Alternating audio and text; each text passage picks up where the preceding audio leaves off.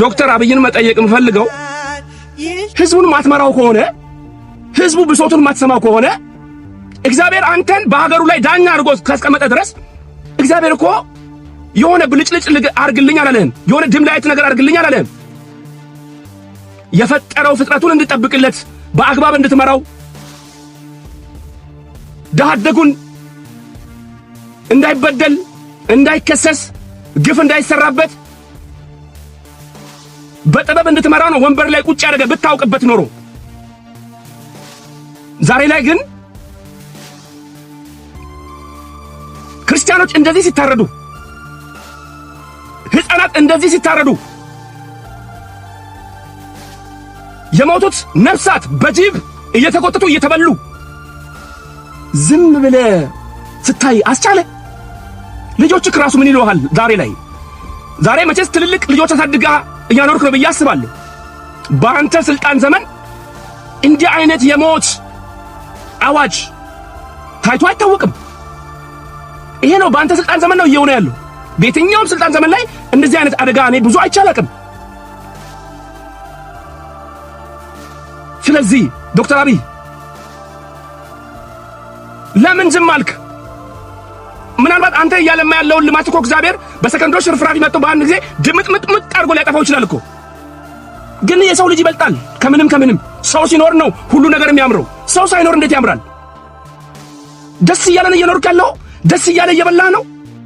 አድማጮቻችንና አብይ አህመድ ከተለያየ አቅጣጫ መጠነ ሰፊ ተቃውሞ ተከፍቶባቸዋል።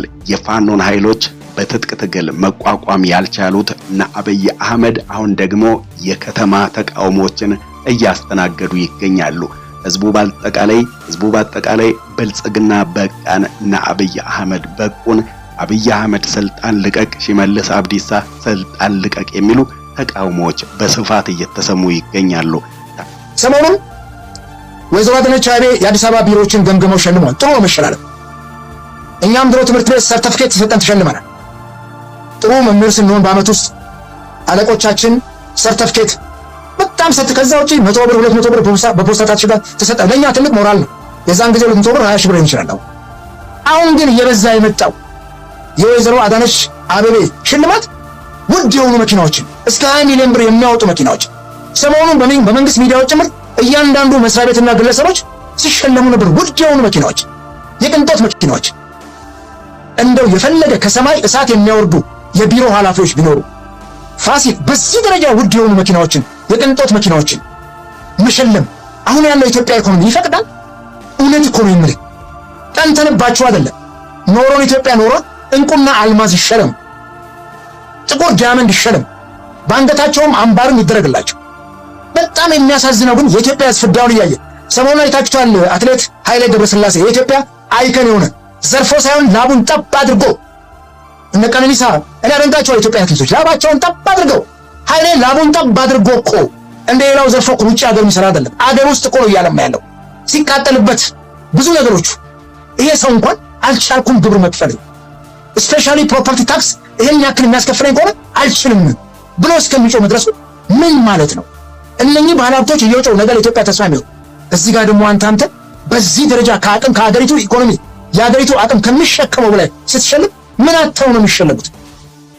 እንግዲህ ህዝቡ በከፍተኛ ሁኔታ በድህነት እየማቀቀ በሚገኝበት በዚህ ሰዓት እነ አዳነች አቤቤና እነ አብይ አህመድ የሚታያቸው የበለጸገች ኢትዮጵያ፣ ያደገች ኢትዮጵያ፣ ሀብታም የሆነች ኢትዮጵያ፣ በኮሪደር ልማት የተንቆጠቆጠች ኢትዮጵያ፣ ከዛም አልፎ ደግሞ ኢትዮጵያ እያደገች እየበለጸገች ሀብታም እየሆነን ስለሆነ በሚል እዛው የብልጽግና ሹማምንቶችን ሲሸላለሙ እንመለከታለን። በእውነቱ ይሄ በደሃው ህዝብ ላይ በተለይ ደግሞ በዚህ ሰዓት በድህነት በኢኮኖሚ ምክንያትና አብይ አህመድ ኢትዮጵያን ለአይኤምኤፍ በመሸጣቸው የተነሳ በድህነት እየማቀቀ ለሚገኘው ህዝብ ላይ እንደማላገጥ፣ ህዝብ ላይ እንደመቀለድ ነው። ምክንያቱም ከዚህ ቀደም በቀን 2 ጊዜና 3 ጊዜ መገብ የነበረ ህዝብ አሁን ላይ በቀን 1 ጊዜ እንኳን መመገብ ተስኖታል። ኢትዮጵያ ውስጥ የኑሮ ውድነት ከሚገለጸው በላይ ህዝቡን በከፍተኛ ሁኔታ የሚይዘው የሚጨበጠው አሳጥቶት ህዝቡ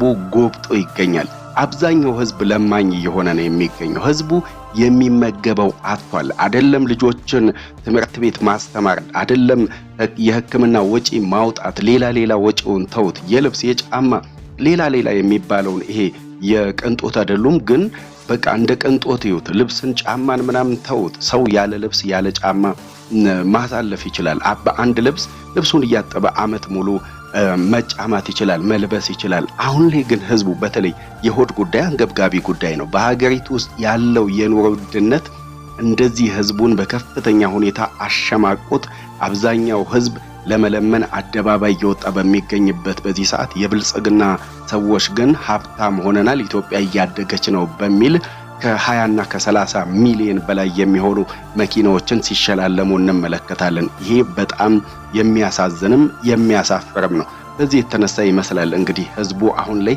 በቃኝ ወደ ማለት እየመጣ ነው የሚገኘው። ቢሮዎቹ መኪና አጥተው ነው እያማረጡ መኪና የሚይዙ ባለስልጣኖች ናቸው። ባለስልጣኖቹ መኪና አጥተው ነው በመንግስት ከተመደበላቸው ቪኤት በላይ እነሱ እኮ የግል መኪና አላቸው። የግል ቤት እኮ አላቸው ከመንግስት ቤቶች። እንዴት ነው እሱ ይሄን ያክል እነሱን እያነሳም ትሸልማቸው? ሰማይ አድረስቶ የኢትዮጵያን ኢኮኖሚ የህዝቡን ኑሮ አሻሻል ወይ ነኝ ባለስልጣኖች?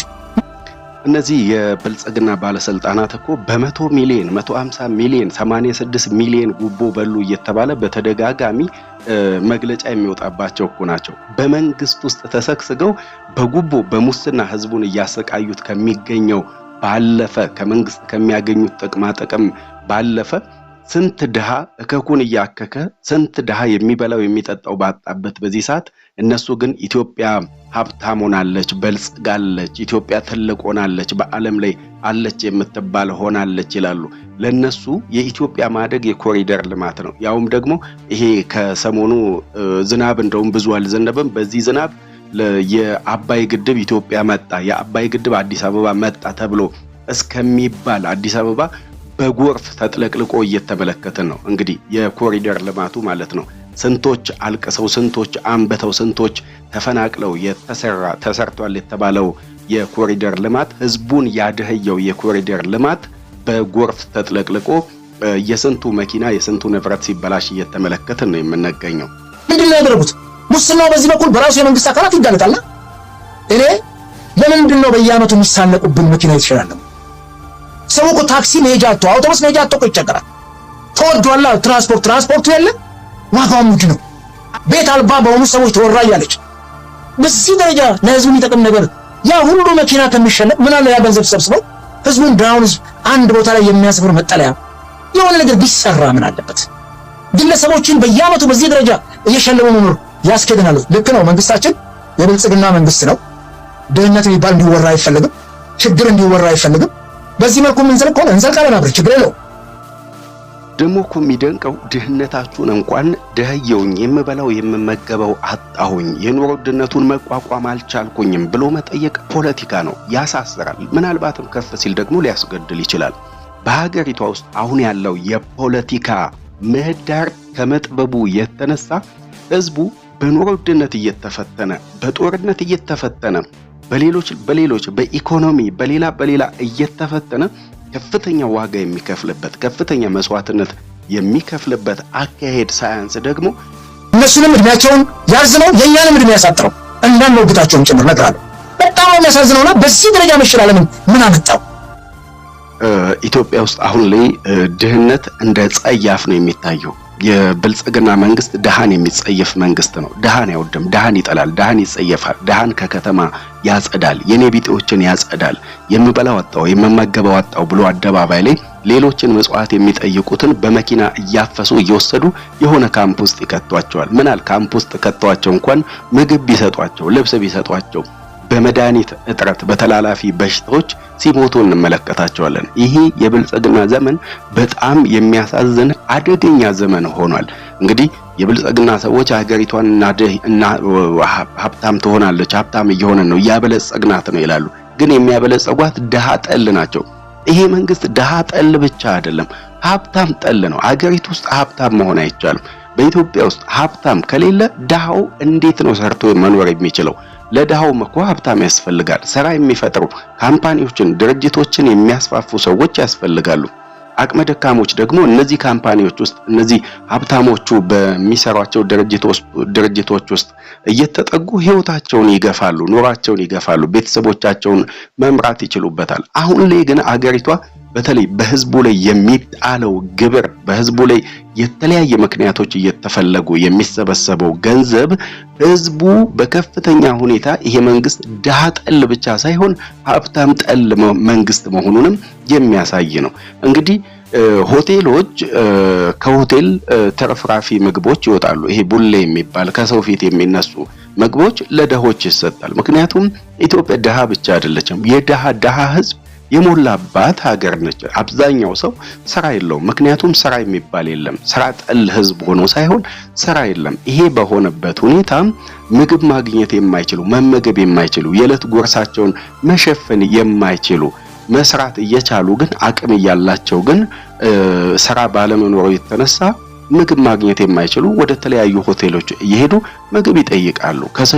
ከሰው ፊት የተነሳ ምግብ አሁን ኢትዮጵያ ውስጥ በዚህ በብልጽግና ዘመን ከሰው ፊት የተነሳ ምግብን ከሆቴል ውስጥ ሰብስቦ ለኔ ቢጤዎች ወይ ለነዳያን ወይ ደግሞ ለሚጠይቁ ሰዎች መስጠት 50 100 ሺህ 200 ሺህ ያስቀጣል። ሆቴሎች ከተመጋቢዎች ፊት የሚያነሷቸውን ምግቦች በቀጥታ እንዲጥሉ ነው የሚፈልገው። ምክንያቱም ህዝቡ የሚበላው አጥቶ የህዝቡ ቁጥር እንዲቀንስ፣ ድህነት እንዲስፋፋ፣ ድሃ እንዲጠፋ ነው እየተደረገ ያለው ማለት ነው። ይሄ በከፍተኛ ሁኔታ በብልጽግና ዘመን የታዘብነው በጣም ከሚያሳዝኑ አደገኛ የሆኑ አካሄዶች መካከል ነው። በዚህ ደረጃ መኪና በየዓመቱ እኮ ነው ደግሞ ሪደንደንሲ እኮ ነው ተደጋጋሚ የሚሰጣቸውን ቢሮዎችና ሰዎች አሉ። ለምን የመኪና መሸጫ መደብር እንዲከፍቱ ከሆነ ጥሩ ነውና ይሄን ምን ቀንቼባቸው አይደለም። የኢትዮጵያ ኢኮኖሚ እነሱን በዚህ ደረጃ ለመጨቀም አቅም አለው ወይ? እንችላለን ወይ? ህዝቡ እንዴት ነው የሚሆነው? ህዝቡ እያየነው እኮ ነው። ፋሲል አንድ ነገር ተናግሬ ልጨርስ። ለባድርክ በኮሪደር ልማት ቤት ፈርሷል። እቺ ተራ እንኳን በየኩሽናው የምትከራይ ቤት እሷ ፈርሳለች። ዛሬ አዲስ አበባ ውስጥ የቤት ኪራይ አፎርድ ማድረግ አልቻለም። መንግስት ታውቃለህ ፋሲል ተከራይና አከራይ ህግ አውጥቶ አሁን ዛሬ የተባላ ነው።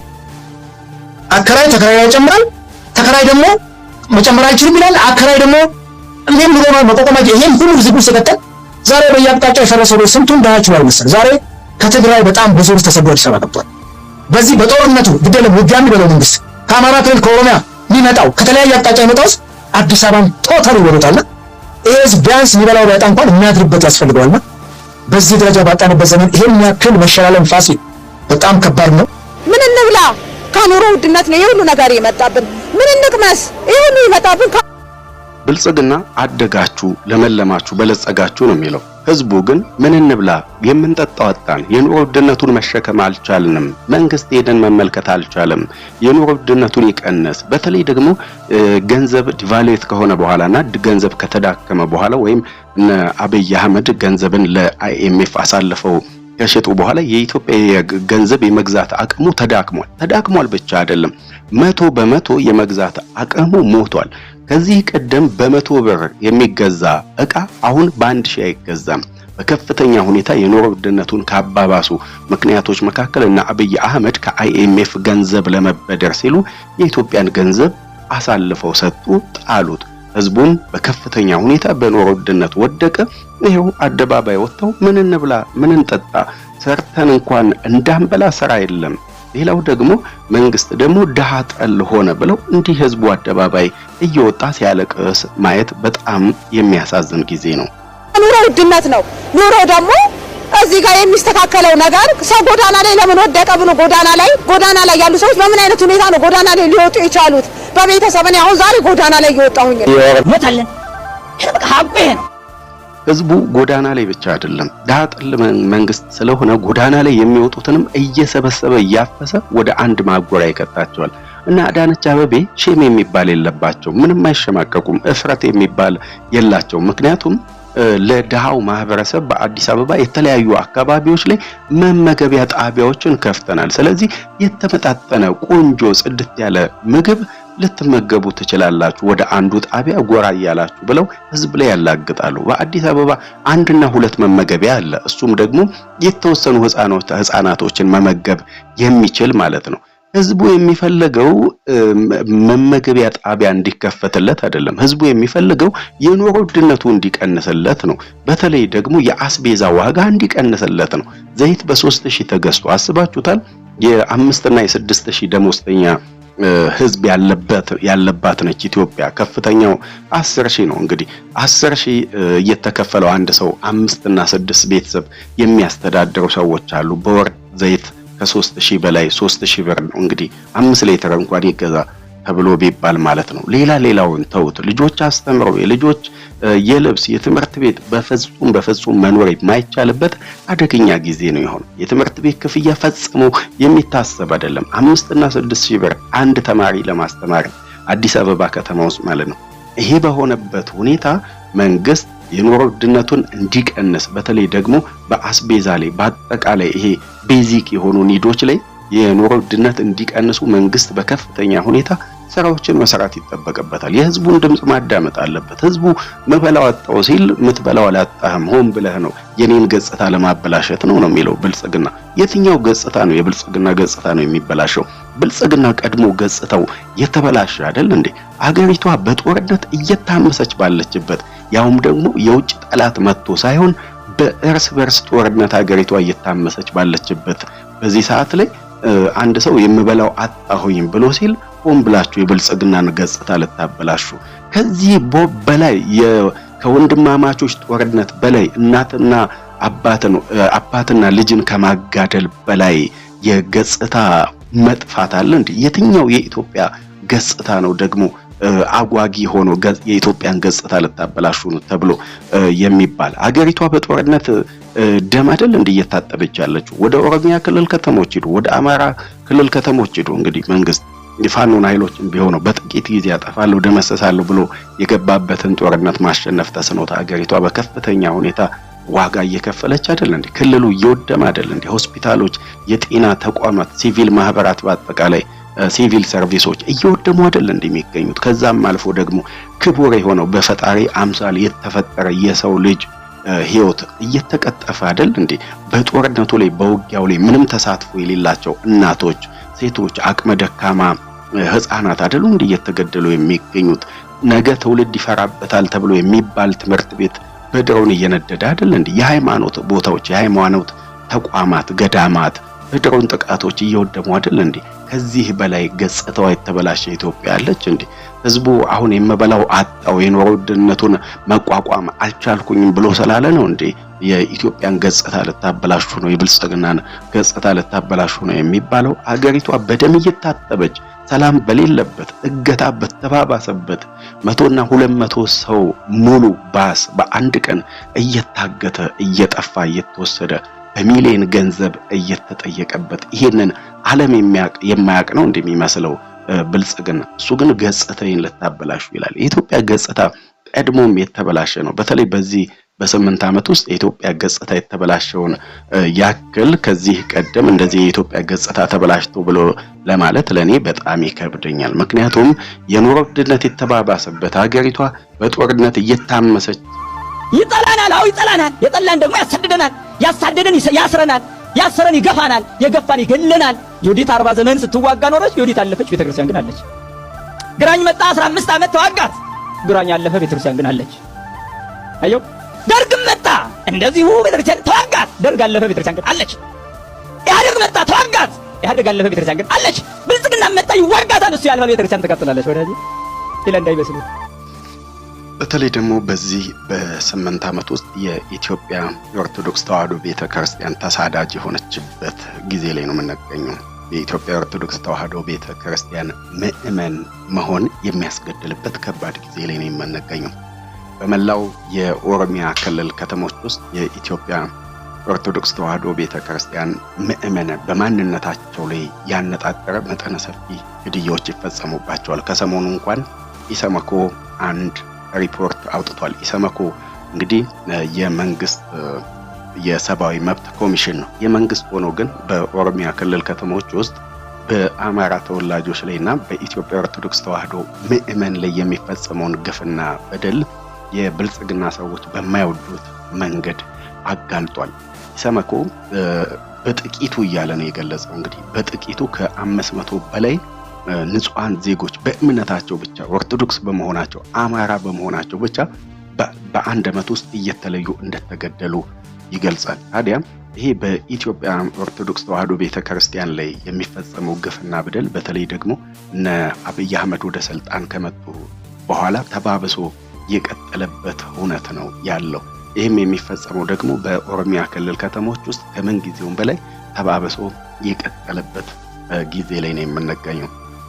የፋኖ ኃይሎች ወደ ትጥቅ ትግል ከወጡበት ዋነኛ ምክንያት መካከል የአማራ ተወላጆች ከክልላቸው ውጭ የሚገኙ የአማራ ተወላጆች በማንነታቸው ብቻ እየተሳደዱ ነው፣ እየተገደሉ ነው፣ ቤተክርስቲያን እየወደመች ነው የሚል ነው ዋነኛ የፋኖ ኃይሎች የትጥቅ ዓላማ ማለት ነው። የብልጽግና ሰዎች የፋኖ ኃይሎች ወደ ትጥቅ ትግል ከገቡ በኋላ ይሄ ሞትና ግድያ በተወሰነ መልኩ የቀነሰ ቢሆንም አሁንም ግን ግድያው ማንነት ላይ ባነጣጠረ መልኩ ተባብሶ እንደቀጠለ ነው የሚገኘው።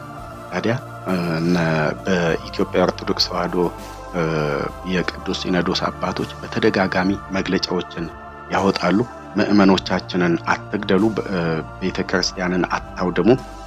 የብልጽግና መንግስትም ከዮዲት ጉዲት ዘመን በበለጠ መልኩ የኢትዮጵያ ኦርቶዶክስ ቤተክርስቲያን ላይ መጠነ ሰፊ ዘመቻ ከፍቷል በሚል በከፍተኛ ሁኔታ ትችትን እየሰነዘሩ ነው የሚገኙት። ታዲያ አብይ አህመድ ይሄንን ከማስቆም ይልቅ አገሪቷ የጦር አውድማ እንድትሆን አገሪቷን በጦርነት እያመሷት ያለበትን ሁኔታ መደበቅ የሚቻል አይደለም። ምክንያቱም በአደባባይ በግልጽ የሚታወቅ ሞት፣ ግድያ፣ መፈናቀል፣ በጣም የሚያሳዝን ግፍና በደሎች በአደባባይ ሲፈጸሙ እንመለከታለን።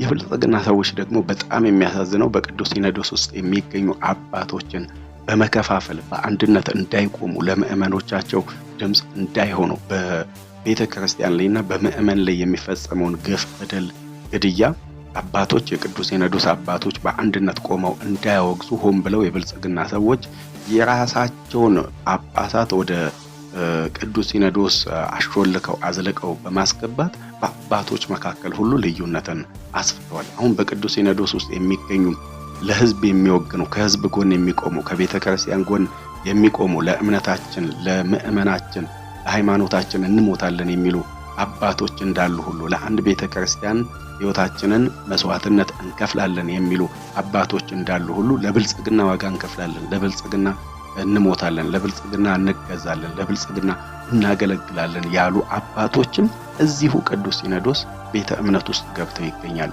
እነዚህ በብልጽግና ተልእኮ ተሰጥቷቸው ቅዱስ ሲኖዶስ ቤተ እምነት ውስጥ የገቡ አባቶች ወይ ለህዝባቸው ድምጽ አይሆኑም፣ ብልጽግናን እያገለገሉ ብልጽግና በህዝብ ላይ ግፍ በደል ሲፈጸም ህዝብ ሲሞት ቤተክርስቲያን ስትቃጠል ቢያንስ ድምጽ ከመሆን ይልቅ ምንም አልተከሰተም፣ ምንም አልተፈጠረም፣ በፍጥነት ቦታው ላይ ሄዱና ይሄ ሁሉ የሚባለው ውሸት ነው፣ የሶሻል ሚዲያ ዘመቻ ነው፣ ፖለቲካ ነው እንጂ አንዳችም የተከሰተ ነገር የለም እያሉ የብልጽግናን ግድያ የብልጽግናን ሞት የሚያድበሰብሱ የሚሸፋፍኑ ለመሸፋፈን የሚሞክሩ ናቸው። በዚህ የተነሳ ቤተክርስቲያን በከፍተኛ ሁኔታ እየተፈተነች ያለችበት ሁኔታ ነው ያለው። የቅዱስ ሲኖዶስ ከፍተኛ ወይም ደግሞ የቅዱስ ሲኖዶስ ምንድነው የሚባሉት ብፁዕ አቡነ ማቲያስ በተደጋጋሚ መግለጫዎችን ያወጣሉ። እንግዲህ በተለይ የኢትዮጵያ ኦርቶዶክስ ቤተክርስቲያን በቀኝ ግዞት ተገዝታለች።